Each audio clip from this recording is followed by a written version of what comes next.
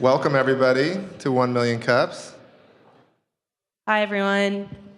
Good morning, and thank you for joining us again at our weekly 1 Million Cups meeting here at the beautiful Kauffman Foundation. Make sure to tweet your thank yous to @KaufmanFDN. Can we just get a quick show of hands? Who is here for the first time? Any first-timers? Nice. That's awesome. Well, welcome to 1 Million Cups. We are a weekly educational program held right here at the Kauffman Foundation, and also at 32 other locations around the country now. We get together to hear the stories of 2 local entrepreneurs and then ask questions and see how we can help them and support their businesses. So we do have a few seats up here in the front for any brave souls that want to scoot up and join Shipley. He doesn't smell that bad, we promise. He's usually in the back. Cool. So before we kick off today, just have a real quick announcement about the Inc. Middle of the Mat Fest, which is coming up April 10th and 11th. Anybody already planning to go? Okay, so also just Shipley? Okay, cool. We have a very special offer for everyone, but here's the catch. It's an offer just for you. So follow these directions very carefully if you want a free ticket. Okay, do not tweet that you're getting a free ticket far and wide. But what you need to do if you want one of 50 free tickets to Inc.'s Middle of the Map Forum, April 10th and 11th, is tweet the hashtag join the conversation to MOTM Forum, and we'll put all this information up here on the Twitter wall so you don't miss out. But please tweet, again, join the conversation to @MOTM Forum to get your free ticket. All right.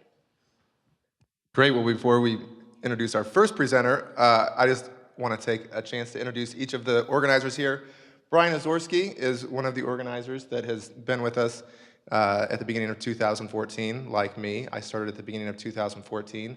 We help out the community for about a year, and so any questions that you have, or if you're interested in presenting at 1 Million Cups, you can ask Brian, Melissa, and I. Melissa's actually been on longer than both Brian and I, so she's the veteran. And so any questions, if you're interested in presenting, interested in the resources that Kauffman has to offer, we can usually get you to the right place. So with that, we're going to introduce our first speaker. He is a Kansas City native, but he now lives in San Diego. Corbin is going to come up and talk to us about BARR Corporate Health. Welcome, Corbin. Thank you. Hi, good morning, everybody. Thank you, first of all, to the organizers for putting this together. It's a great honor to be here in front of my hometown. I never knew about this until I saw it in San Diego, and to see this organization grow to actually reach the West Coast and bring me back home is great. So one of my goals, we've been operating for about 2 years in Southern California, but I want to expand, and I want my next market to be Kansas City, so I can come back and spend more time with my friends and family, who thank you guys all for showing up here today. Now, about BARR Corporate Health, what we do is employee wellness, or basically trying to get employees to take care of themselves to minimize healthcare costs for their employers. Now, according to the CDC, the Center for Disease Control, $3 trillion plus will be our bill for healthcare this year. 75% of those cases are preventable, and about 90% of that total cost is preventable. So that means that we have a lot of room to work that bill down, right? Now, the big 5, most of you guys have either had a family member or experienced it yourself. These 5 diseases are that 90%. And about 5% of the people account for 50% of our healthcare costs. So we know where we need to put our focus. Now, in 1996, when HIPAA passed, there actually was one small part of the law that allowed for employers to ask their employees to join a wellness program. If the employee chose not to, they had to pay 20% difference. It can be looked at as a penalty or a reward, but it allows an employer to help control their costs. Now, in 2011, when the Affordable Care Act passed, that actually took that 20% up to 30%, and they are doing a lot of research where it may actually go to 50%, meaning that someone who chooses not to be in the wellness program pays double the healthcare cost. Now, this is not a political discussion. The genie's out of the bottle, and I believe that there's a lot of smart people trying to make this system work. Now,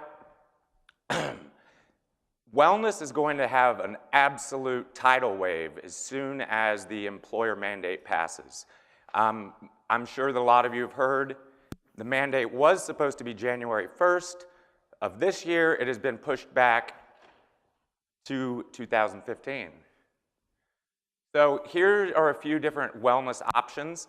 I'm sure a lot of people actually have employee wellness programs at their workplace. Most of them are very low cost. Getting out on a walk on your break, having free healthy food in the lunchroom. These are not things that are difficult to put in tomorrow. There's so many different things that we could cover here. This is what I'll come back to for the Q&A section. Now, we are literally failing an open book test. There are thousands of different professionals preaching this message, and people are not picking up what we're putting down. So we have to figure out why are they not being engaged in the program? Where's the motivation? Where's the accountability? There needs to be some sort of a change to make these programs work. Now, the answer is we can't take one program and ask 100 people to do it.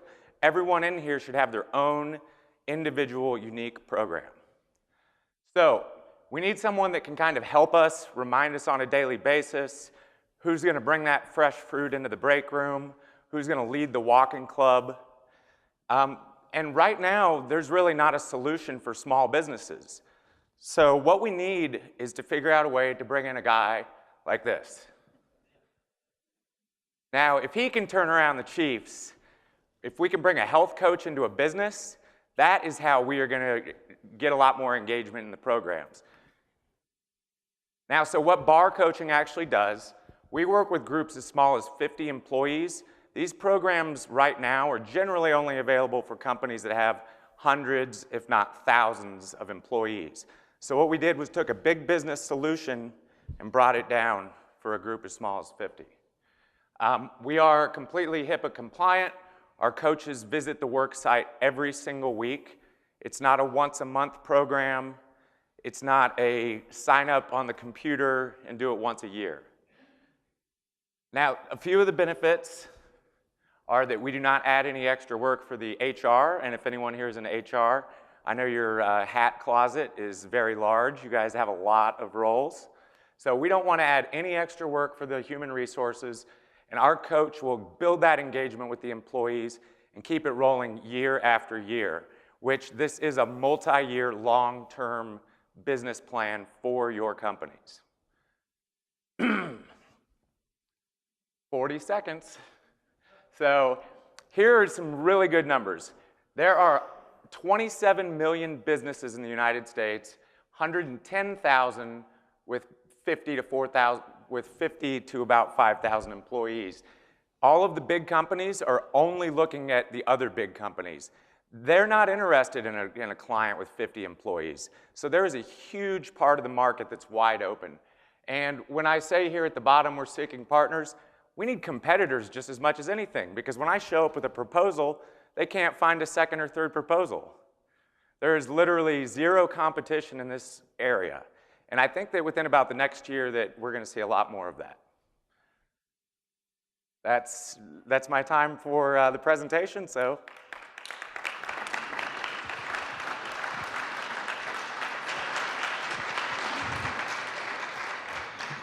All right, if you want to raise your hand, we will be running mics around and we can ask questions. Who's got the first one? Is that daring soul?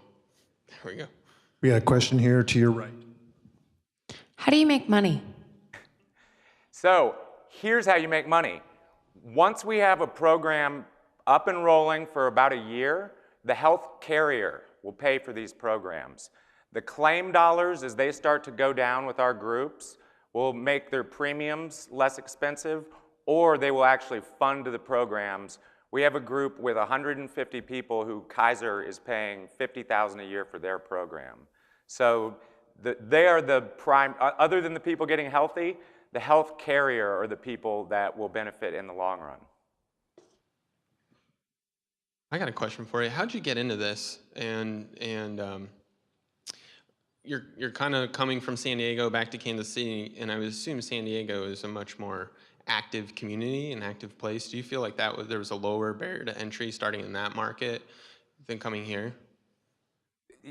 That's a very common thought, and the fact is that areas like the Midwest and the South need more help than the West Coast.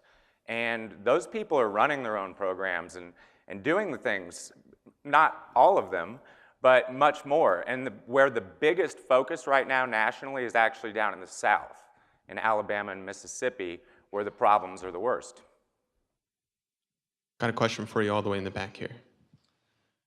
These coaches that go into the sites on a weekly basis, what do they look like? What's their resume? What are their qualifications?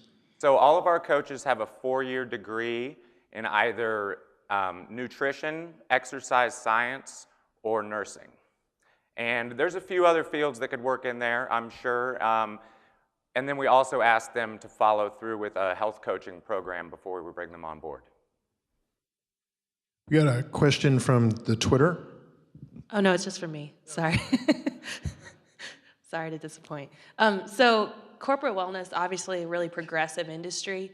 How big is the market for corporate wellness as people are kind of just coming on board and just starting to see the benefits of prevention? Right now, I don't think that there's a company with over 1,000 employees that doesn't have a program. The companies with that 50 to 1,000 are the people that are saying, let's see what the big guys do and they can make it work and then we'll replicate what they're doing. So I've spent the past couple years really learning what different companies are doing around the country and trying to develop the small business solution. Got another question for you all the way in the back here. So my corporate office is in Washington, D.C., but we have several regional offices, including here. And they have a wellness initiative, but they don't do really good in marketing it to the regional offices. So how would you kind of bridge that gap for marketing in multiple locations? As long as each location had 50 or more employees, we would be able to bring a coach in. With remote employees, you know, when we work with a transportation industry, for example, every single one of them is out on the road someplace. So you have to find new ways to engage with them. Generally, the computer is not the best for them, but telephonic health coaching works very well. And what we're gonna see is with these premium differentials, where I was saying that someone that participated pays less, that's gonna be the carrot that gets people engaged. Okay, we've got a question to your right. How do you compare to some of these online programs like Vitality, Shape Up, Limeade, where you're tracking your exercise, you're tracking your steps, and then you have rewards and things like that, but they also offer online coaching and on the phone? You can find national research that would show most online programs have about a 10 to 30% engagement rate because we have a person that will find you while you're working. We engage 70, 80% plus with every one of our clients. So as low cost as that program is, I always like to tell people you get what you pay for. And I think that rather than taking a test on a computer to tell me about my health, most people would be better off to take a walk or to learn a little bit more about their personal needs. Does that answer that? Let's talk.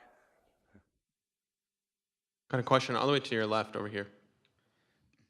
So I'm an employer and I buy health insurance. I'm not quite at 50, so probably not a good customer, but I guess I'm having trouble understanding what it is the consultant does in their one visit a week to meet the needs of 50 to 150 employees. And I guess the second part is I don't have to, but I offer some discounts on health insurance to families of my employees.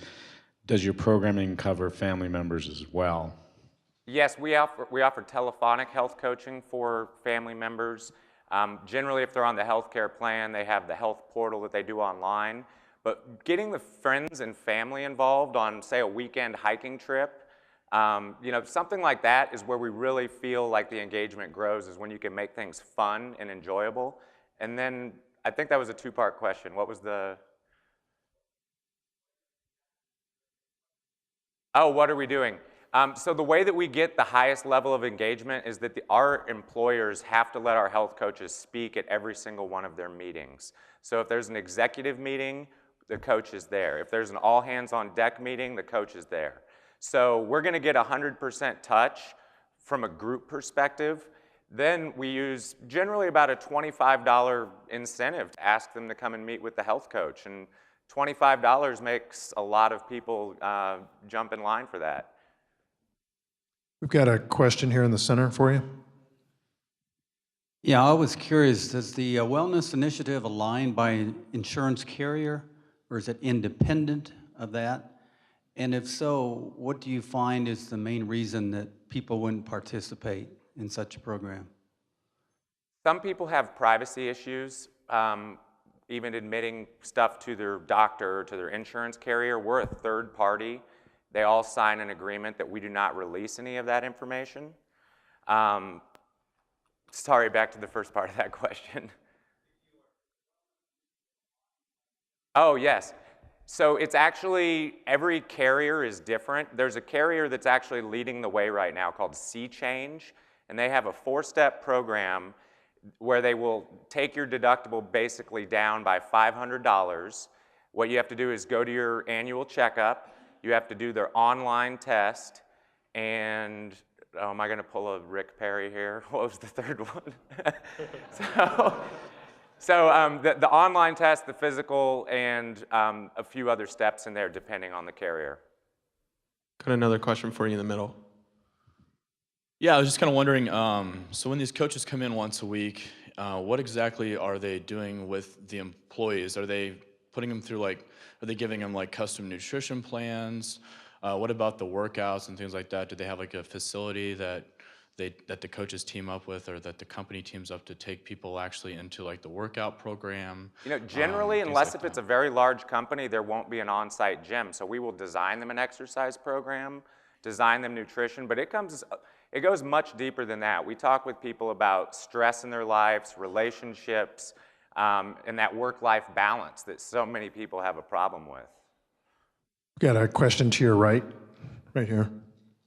How much pushback do you get from companies when you see them, as far as how do we measure ROI? That tends to be a question that I always see with programs like this. And then just circling back to the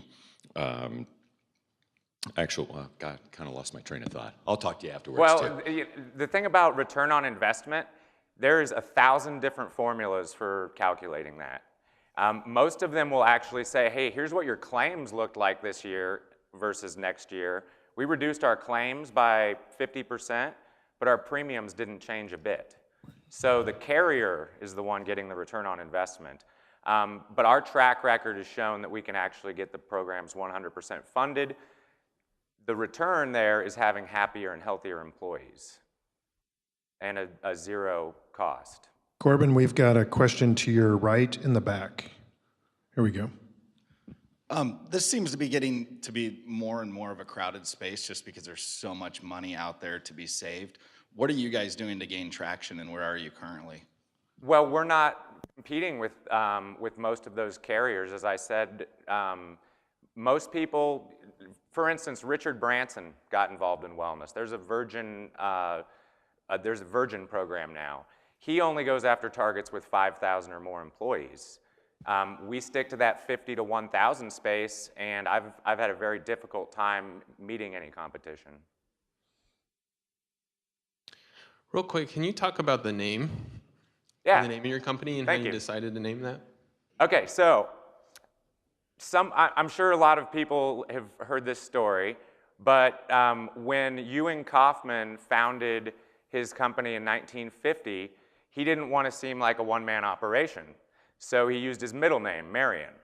Now, my lovely grandmother, who's right over here. Hi, Grandma. I love you. Her maiden name is BARR. So that's how we got that. Got another question for you right here. Can you tell us what the feedback has been from the employees who are actually in the program or participating? Generally I like to divide it into thirds. The first third, or the gung-ho, we love it, we love it. The next third is kind of slow to pick it up, but they generally do within the first year. You are going to have, 10, 20, 30% of people that will just cross their arms and tell you no. And we have to focus on the positive. And then maybe after a few years, they'll start to realize that other people are enjoying the program. And we don't look at it as, we don't expect everyone to be on board from day one, and we have to drag a few people kicking and screaming. But I'd rather not use my energy doing that, so just focusing on the positive. Got a question to your right. How does the program start when you say free healthy food? How does that, is that funded by your program, or how do you get the thing kick-started to get the free healthy food to say, start eating healthier so then this can work so I can lower the premiums the next year? The thing about free food is you don't need to market it. You just put it out. Pays for it is what I'm trying to figure. What, say that again? How is it paid for? I know it's free. The employer pays for it. And we're looking at a cost of less than $1 per day to put out, per employee, to put out fresh food. And it's generally just fruit, apples, bananas, oranges. We have some programs. One of our clients went out and bought a Vitamix blender for every single one of their locations, and now they're making smoothies and learning about antioxidants and all sorts of stuff they had never heard about. Got a question for you up in the front here. Corbin, thank you for sharing. I just wanted to know, since you don't have competition in the market, how are you marketing though to the companies, those 50 to 1,000? What's your marketing plan? And then another question to piggyback off a gentleman in the back, which is there an accountability computer program, or how exactly are you measuring who is getting, I guess, the 50%, if it does go up to that with their insurance, who is paying that and who's only paying the regular amount? Well, so far as the participation, there's actually two different types of programs. There's one called participation-based, meaning show up, check the box, and we're going to give you credit for being there. The other, much more controversial, is called an outcomes-based program, and employers are actually allowed to ask you to do a cholesterol reading, glucose, tobacco, whatever issues they ask.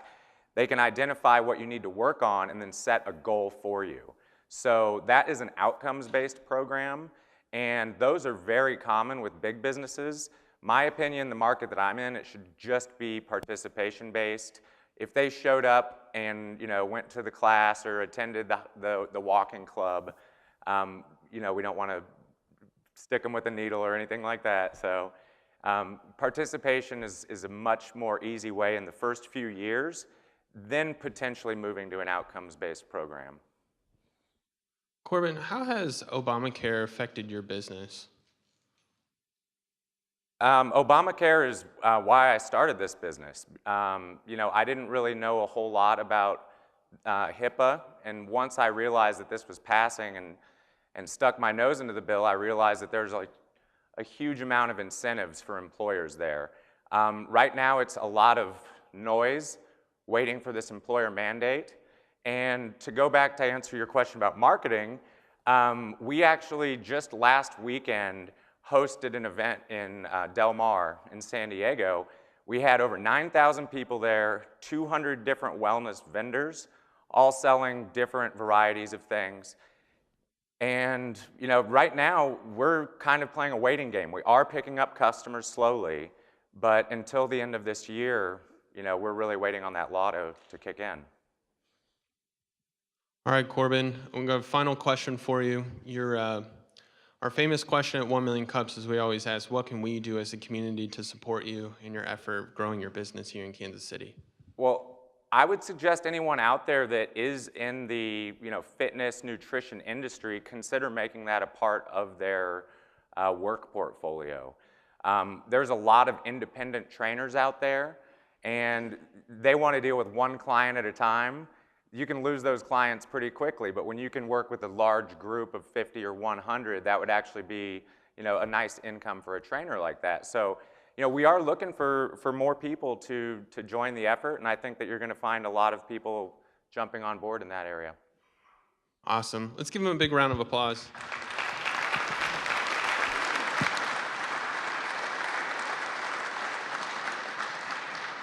Thank you. Corbin will be hanging out afterwards. So if you have any questions, you can talk to him after we get done with our second presenter. Before our second presenter comes up, we have a few quick announcements. The first announcement is about a really cool project, the Open Data Project. The city of Kansas City, Missouri actually opens up their data and makes it available so business people and innovative minds can help the city be a better place. So we have a few folks from Rockhurst MBA program to tell you a little bit more about that.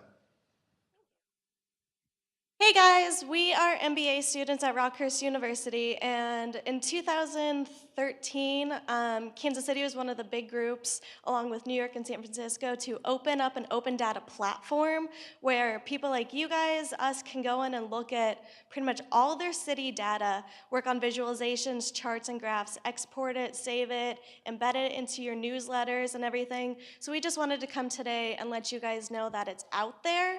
It can be really useful, and John has a few quick facts about how it can be useful for entrepreneurs like you guys. Hi, like she said, my name is John Klerick. I'm an MBA student at Rockhurst. And one of the reasons that we think that open data has a lot of opportunities is because there's great economic value that can be added. According to the McKinley Institute research report, it's estimated that open data alone can add $3.2 to $5.4 trillion in additional economic value annually. And so we think there's a lot of potential for users of it and businesses that incorporate it into their business models. Already we've seen companies like Zillow and Yelp implement open data into their business models, and they've been able to thrive off of that. So if you have any additional questions, we just encourage you to go to data.kcmo.org and learn more about the capabilities, or afterward we'll be in the back and we'll answer your questions.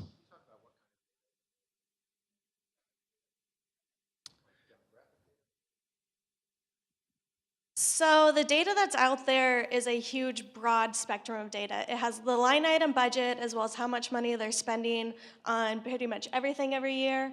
It has traffic statistics, it has all the crime reports, all the 311 calls, it has land use information, it also has demographics.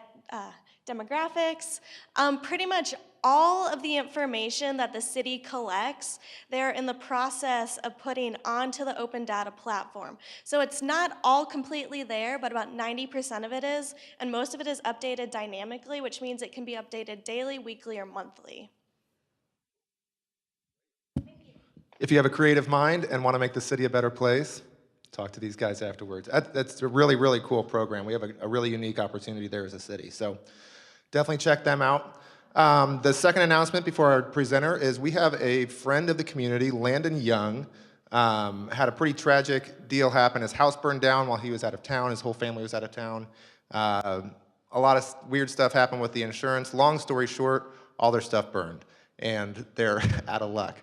And so we're kind of gathering around them as a community and helping them out however we can. There was a Raise Mobile campaign that you can go check out and learn more about the story. And then I know there were volunteers out there on Saturday. If you're interested in helping a really great guy out that needs some help, he's got 4 kids, I think, so he's got his hands full. Then you can talk to one of us afterwards. We'll get you hooked up. And so now I'm really excited about our second presenters. Lana and Kyle Robinson have a company called GoodDog2Go that started as an interest and turned into a business, and so we're really excited to hear from them. Welcome.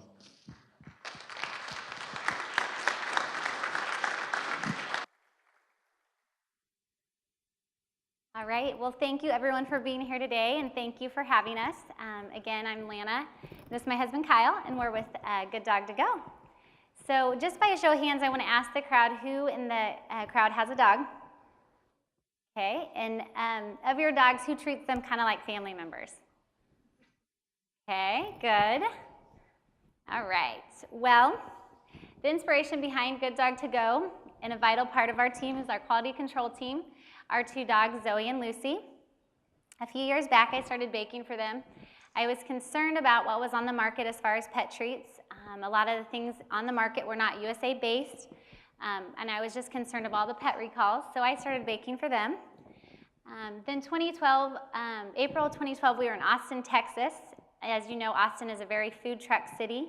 We were down on South Congress, and we noticed they were having a Humane Society dog parade. Across the street was a food truck lot, and we thought, what a great concept. There was nothing for the dogs, so we combined the two and created GoodDog2Go. Pet statistics, currently 56 million US households have a pet. In 2014, the pet industry alone is expected to be $58 billion. Of that, 21.6 is estimated to be spent on food and treats. And pet spending has increased consistently 4 to 6% since 1996. So we created GoodDog2Go. So this is our food truck for dogs. We launched in April of 2013. When we first launched, we weren't aware of all that goes into making pet treats. I know everybody thinks you just make a couple treats, bake them, and you're able to serve them. Well, all of our treats are certified by an independent lab. They carry a guaranteed analysis, which is basically a nutrition label. We carry, so we have 7 signature items that we carry on the GoodDog2Go truck that we manufacture. Peanut butter and oat bone, and bacon cheese, which are our top 2 sellers. We also have snickerpoodles, carrot cake bagels, pumpkin flaxseed bites, apple carrot, sweet potato, and those last 3 are the wheat-free options because a lot of dogs do have allergies, and so we respect that. We also like to bring fun, unique items to the truck, maybe items that you don't normally see at PetSmart in your big box stores. We carry Bowser beer. We have a few of our treats up here. It's based out of a company in Seattle, Washington. It's a fun liquid treat for dogs. It does have glucosamine in it, so it's good for their joints. We also carry a probiotic frozen yogurt based out of Denver, Colorado. It's another fun treat. It's great for the summer. It's called the Bear and the Rat. They were on Shark Tank, actually. Gourmet beef marrow bones. It's a company out of St. Joe, Missouri. The beef's raised in central Kansas, and they're packaged up in St. Joe. And then the Immunity Omega Gold Bars, which is another fun lean protein source. It's a jerky treat, and it's based here in Kansas. So there's a picture of some of our baked treats that we offer, and we do have some available today if you want to take any home and try them for your dogs. With our packaging, we kind of play off the the to-go, so we use the to-go containers because our treats don't have a preservative in them. We don't do the typical plastic packaging, and we encourage our consumers when they buy on the truck not to go home and put them in a Ziploc because they'll draw moisture. We recommend about a 3-week shelf life on the truck. Right, and there's just another shot of our treats. And this is where you can find us. Again, like I said, we launched last April, and we've gotten a really great response in the community. Before we actually had the truck, we gave our presentation to Johnson County, and they loved our idea. So we have an exclusive agreement with all their dog parks, so we can go to their parks anytime during park hours. They have 3 really great parks. We're working on the Missouri side to get in their parks. We also are very passionate about giving back and doing a lot of local shelter events. You know, we also sponsor on the truck a charity of the month where we bring awareness to that charity, collect donations on the truck, and then deliver those to the charity at the end of the month. We do a lot of adopt-a-thons, things like that. First Fridays has been great for us too. Private parties, you can contact us for yappy hours. A lot of people do that. A lot of businesses like doggy daycares will have a yappy hour for their clients. Dog birthday parties, block parties, other charity events, 5Ks, runs, anything involving dogs.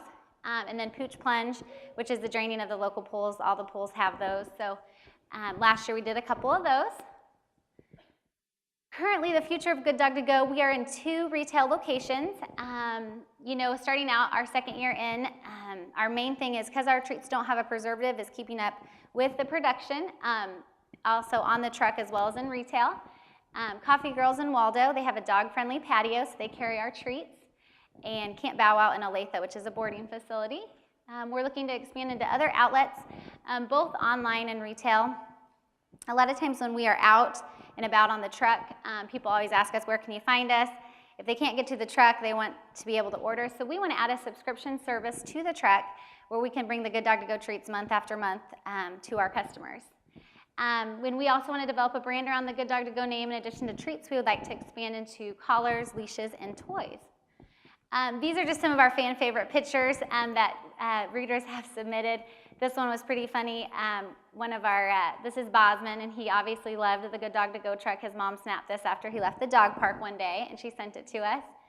That's just us kind of out and about on the truck. This is Trek. He was anxious to work the truck, so it's a pretty cute picture. Sometimes we have a very captive audience, so it's always fun to see all of our dogs. So this I'm just going to end, Dean. If you think dogs can't count, try putting 3 dog biscuits in your pocket and then giving your dog only 2 of them. So I'm going to go ahead and open it up for questions if you guys have any. Lana, since dogs don't have pockets, they're not carrying around cash, what forms of payment do you accept in the truck? Okay, we carry cash and credit cards. Okay. Oh, you're here. We have a question right over here to your left.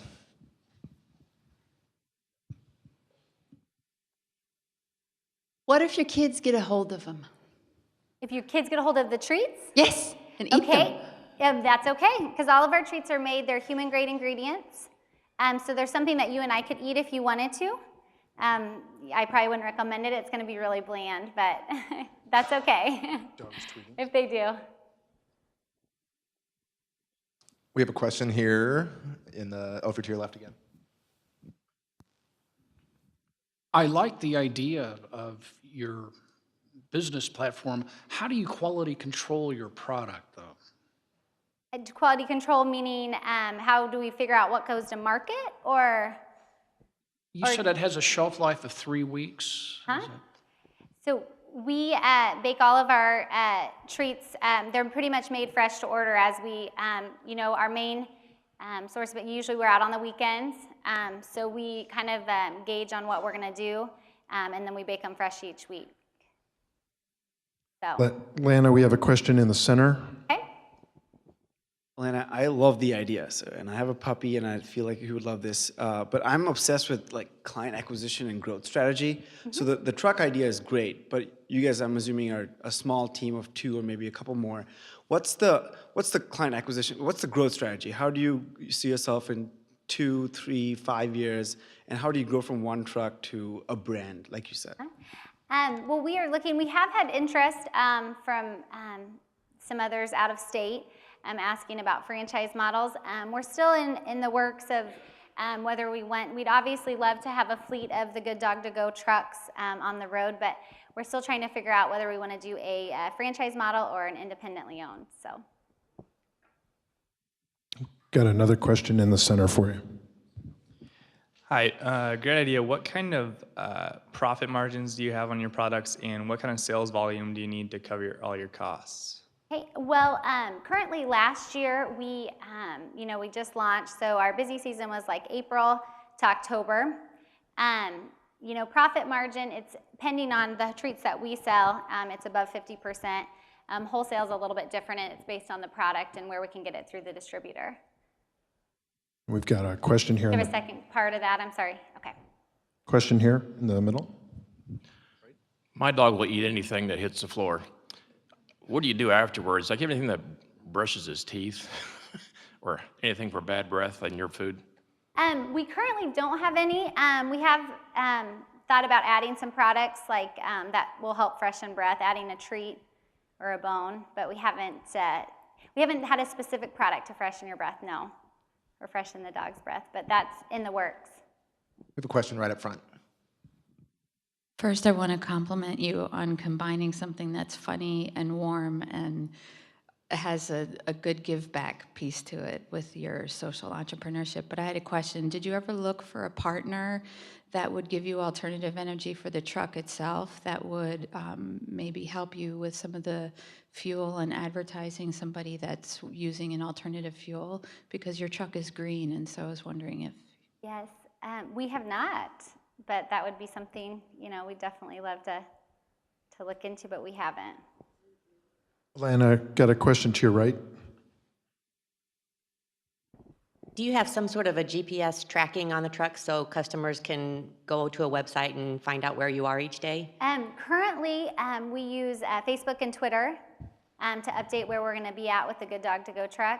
We're revamping our website, so we're in the process of doing that right now and adding the subscription base. We're also going to add an events page so they can go to our website as well, but currently it's just Facebook and Twitter. We have another question right up front. So question and comment. I know you guys were talking about growth and distribution. Have you looked at actually getting in stores outside of the truck? Are you already? And as far as leashes and things like that, there was another 1MC alum, I think it's Slickhound, that does leashes and things like that. That would be a good collaboration with you, because I remember they were discussing distribution being a problem for them. You guys are already out and about, so. Yeah, well, thank you. Got a question here in the center for you. I'm familiar with the Shawnee Mission Park with the dog run there. Are you, does your truck, is it on a set schedule? Are there certain days that you're there? When it's nice weather, that place is just bonkers. So I was curious how you handle or anticipate, you know, the number of people that may be out with their dogs. Sure. That's a great question. The Shawnee Mission Park, we go there quite a bit. You know, we just usually update. We don't have a set schedule right now. We'd like to get on, you know, when we're not doing events, a set schedule and a rotation of the dog parks, as well as some other things like lofts and things downtown, hitting those up. But we're not on a current set schedule, so we usually just update. We know with the Shawnee Mission Dog Park, we usually try to be out there in the afternoons because that's kind of the peak time, like a 1 to 5. It's really busy, but no, we currently do not have a set schedule. We have a question right over here to your right. Yeah, so can you guys talk a little bit about your sort of creation story? Like just coming up with, how do you validate this idea? Like how did it come to life? How did you decide to buy a truck? And I know you talked about you were baking for your own dogs, but did other people that you knew said, oh, you know, I want your treats and things like that, and it just kind of grew from there? Yeah, we shared them with our friends and family that had dogs, and they loved them. We knew we wanted to do something with pets because we love ours like our own. So we had thought about a doggy daycare, and then this kind of came about. We loved the food truck concept. We thought it was, you know, innovative. Like there's really not a lot like it. And like a brick and mortar where they have to come to us, we're going to our consumer. Obviously at the dog park, we have a very captive audience. There's always dogs there. Any place that we're at, there's dogs. And then First Fridays we do really well at too, because a lot of times I'll see the truck and they'll feel like, oh, I want to take Zoe home a fun treat. You know, I haven't been home with her all day. So yeah. Is this the first time you've started a business? Yes. Lana, we got a question back to the right, or left, sorry. Yes, love the concept. My question is this a seasonal project or do you shut down, you said from April to October, do you shut down after that time? And if it is seasonal, do you take it outside the state? You know, last year was our first year, so there is some seasonality with our business. And with the great Kansas City weather that we have, we weren't able to get the truck out this winter. This year, because we're adding the online ordering and the subscription-based service, we don't want that break in the seasonality. We want to be able to get our treats to our customers in the off-season. But as far as getting the truck out, yes, unfortunately, it is, you know, kind of weather-based. So. And out of state, we do ship out of state to our customers, and a lot of times it's just word of mouth. You know, they add us on Facebook and then they write us about our treats. So, Landon, we have a question here in the middle. Hi, I like your concept. Question: what's your average sale and price per item? How do you do that? We, with our to-go boxes, we carry, we do the half dozen in the green box and then the dozen. Price point's $5.50 for the half and $10.25 for the dozen.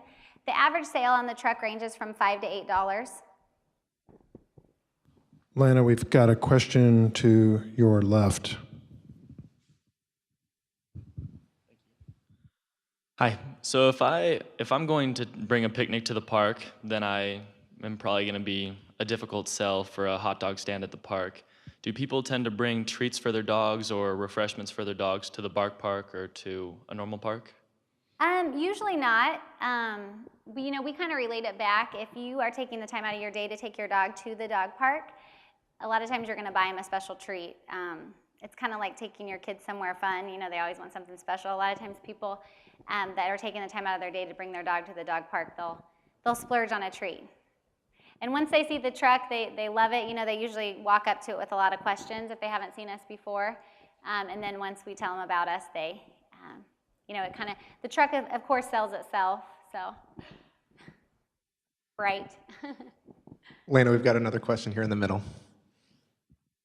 Hi, I love this, but a few times a year, Wayside Waifs will do an adopt-a-thon, and they'll adopt out like every dog in the whole shelter over the weekend. Have you guys thought about working with them to set up there over the weekend and maybe donating a portion of the profits back to the shelter? Yes, we do. We actually, Wayside's the one that we haven't, which I know it's one of the hugest, but Great Plains and Casey Pet Project, we've done their match-a-thons, and we do donate a portion back on those weekends. I would love to connect you to Wayside Waifs if you're looking for a connection. Yeah, that would be great. We did Strut with Your Mutt last year, and we've actually been needing to get in touch with them, so we would love to. Lana, there was another alum from 1MC called, it was a paw wash company. I don't know if you're aware of that company, but that's another product that, maybe you could have a 1MC alum event for dogs. We did actually see the paw wash, and we thought it would be handy out at the dog park. There is currently at the Johnson County Dog Parks a bather, a dog wash station. She's a mobile truck as well. But we thought that paw wash might be good for people to pick up, and because they have that lake at Shawnee Mission, so the dogs get really dirty. But we had actually thought about the paw wash, so. With the thunderstorm happening last night, some of us that have dogs might have seen them kind of freaking out a bit. There's some products on the market to help calm the dog. Is there anything happening in the dog treat side of things to help do that? Not really currently in the dog treat side that I'm aware of. Could you make a treat like in the shape of a Valium or something? That's a good question. We haven't ventured to the medical side. That would probably be my husband. He does medical research, so that would probably be him if. Get to work. Yes. Lana, I have a question. I have two questions, actually. I'm right over here to your right. Number one, where did you find your truck? And number two, it seems like you have a great product that's been accepted. You're making sales. You're hitting good locations. What have been your biggest challenges so far, and how have you overcome those challenges? Well, we got our truck off of Craigslist. It's just an old box truck, 76, I think, 1976. Yeah, Airstream truck. A guy here in Kansas City outfitted it for us as far as cutting out the window, adding the stainless steel countertop. If you're into the food truck industry, there's not a lot of people that do that here in Kansas City, so he's a great guy. We also had a local artist do all of the work. He airbrushed our dogs on the side, and then he did all that by hand, so he did an awesome job. Our biggest hurdle right now, Jason, is getting, a lot of times people think they can only buy our treats on the truck, so they're really excited, and kind of to keep that excitement. And so I think adding a subscription-based service where we can bring them treats month after month where they don't have to think about it, because the reality is they can't get out to the dog park, they can't get out to where we're at every weekend. So adding that option, I think will help. So that's our biggest hurdle, is getting it to our consumers on a consistent basis. And supply and demand, that's our other challenge because of them not having a preservative. They need to be baked fresh. So keeping up with the retail outlets as well as keeping the truck rolling on the weekends. Have you been able to quantify your customer retention cost or understand that to make it more predictable? We have a lot of regulars that come back. A lot of people that come to the park, are pretty consistent. We haven't really been able to totally track that data, but we do have a lot of regular customers. Cool. We have another question here to you. There are services like door-to-door organics that deliver weekly or monthly locally sourced produce and other prepared foods to customers. Just being on their website, because customers can either just take whatever box gets shipped to them, but they can also indicate their preferences and pick specific items online. That might be a good way to get some more exposure. And also that would be a demographic which obviously is more interested in your product than a large corporate brand. Sure. Thank you. Lana, we've got a question to your back left here. Hello. My question is about, I know that you want to increase distribution. What is your production situation now, and can that grow with you as you grow distribution? Currently, production-wise, we have a part-time baker that works about 10 hours a week, and then I do the other half. The ideal thing would be a commercial kitchen space, because they're all still baked in our home. So that would be the ideal. Looking at, production-wise right now, treat-wise, we're around, just with our treats, around $2,000 to $2,500 a month. So that need to be baked, and that's units, per treat, so. Got another question for you, the back left.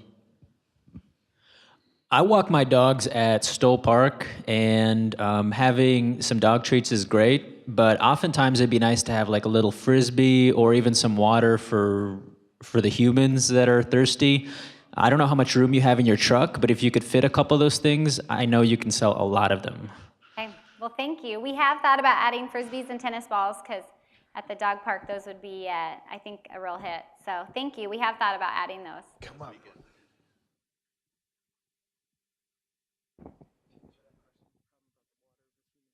Oh, to answer your question, I'm sorry, with the water, with our truck not having anything for human, we can't have anything for human consumption, because that's a whole nother set of regulations. As far as, then we would have to be regulated by the health department, because right now we don't serve anything that's for human consumption on the truck. So it's a whole nother set of licensing. So.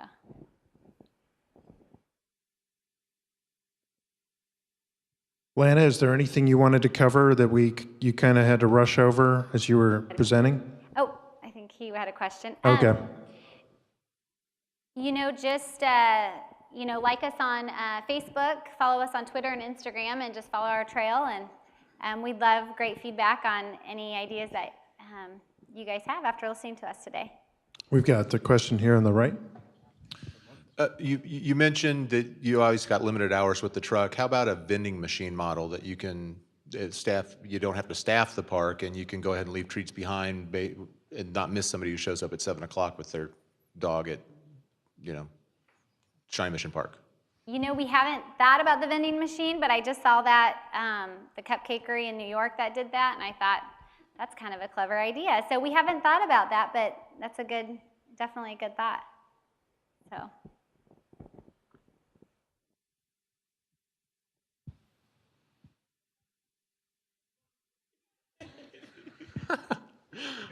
So we talked a little bit before, but I was like, man, food truck for dogs, like that would do awesome in like a Portland or Austin. Like I still think the food truck thing, it's like Kansas City's getting there. Like it's kind of a new concept, but we're definitely getting there. So in this idea of expansion, like what do you think would be some great markets for this?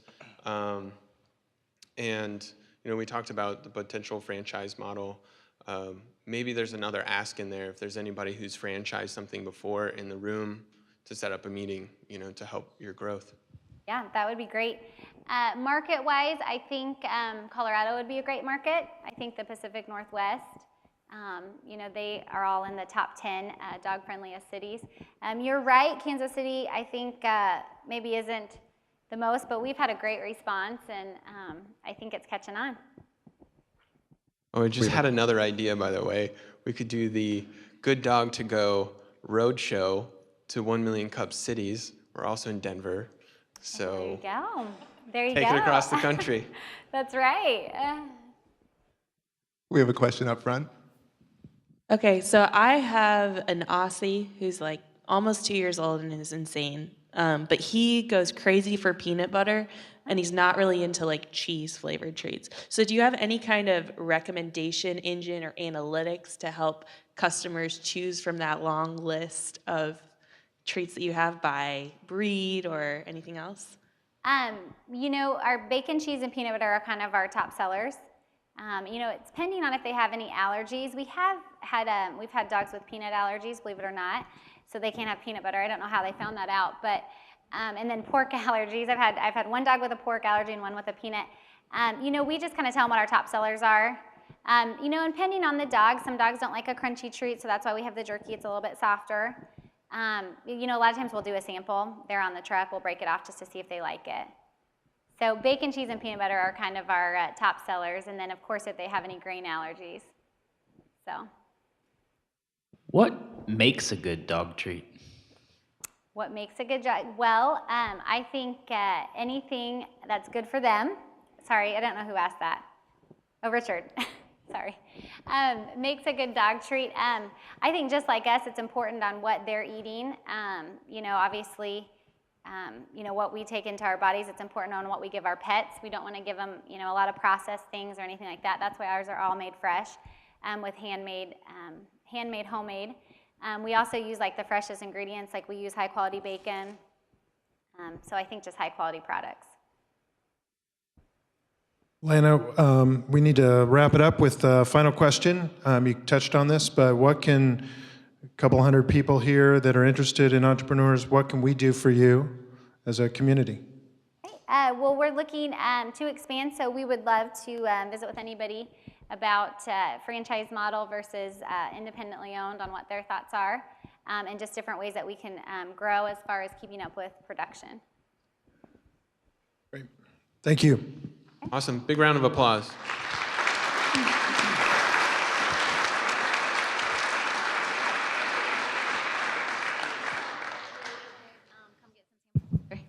If you guys, I have some samples up here, so we have some little bags if you guys want to take some home to your dogs. You can. We also have the immunity jerky treats, and then the Bowser beer. The probiotic yogurt, they just got distribution here in Kansas City, so those are just empty containers, so I apologize, you can't take home any ice cream for them, so. And speaking of takeaways, last week we were doing a big Kaufman book giveaway. We had a huge storage closet that we found with a ton of books, and you know, it doesn't do us any good having them in a closet. So in the Troost room over there, there's like 800 free books. Take them and enjoy them and share them and read them. Okay, see you next week.